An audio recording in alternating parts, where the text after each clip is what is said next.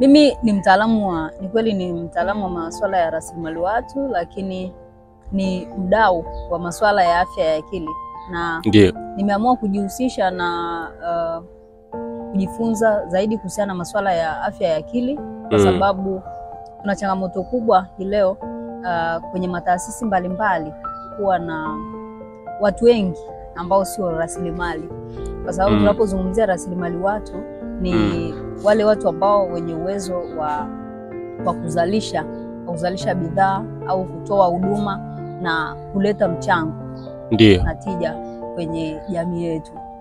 Kwa hiyo sasa tunapokuwa pamoja na mambo mengine ya mfano mazingira mazuri ya kuweza kufanya kazi, lakini pia pamoja na watu kuwa na afya nzuri ya mwili, na pamoja na watu kuwa na elimu, lakini afya ya akili ina mchango mkubwa sana katika kuhakikisha kwamba mtu anafanya kazi katika kiwango chake bora.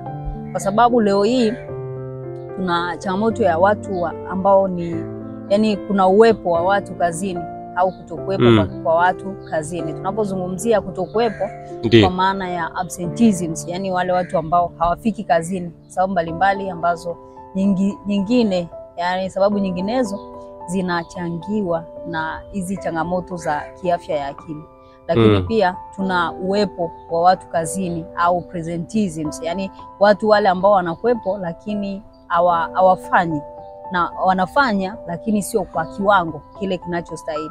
Sio kila mtu ambaye unaona ameajiriwa au analipwa mshahara wasema kwamba huyu mtu ni rasilimali watu. Tuna tabia hiyo ya kuita kila mtu mimi ni afisa rasilimali watu. Kwa hiyo kila mtu unamuona kama rasilimali watu, lakini tunapokuja katika muktadha wa afya ya akili hatupaswi kumuona kila mtu kama rasilimali watu, kwa sababu kuna watu ambao wanafanya kazi wakati wakiwa na changamoto nyingi za afya ya akili.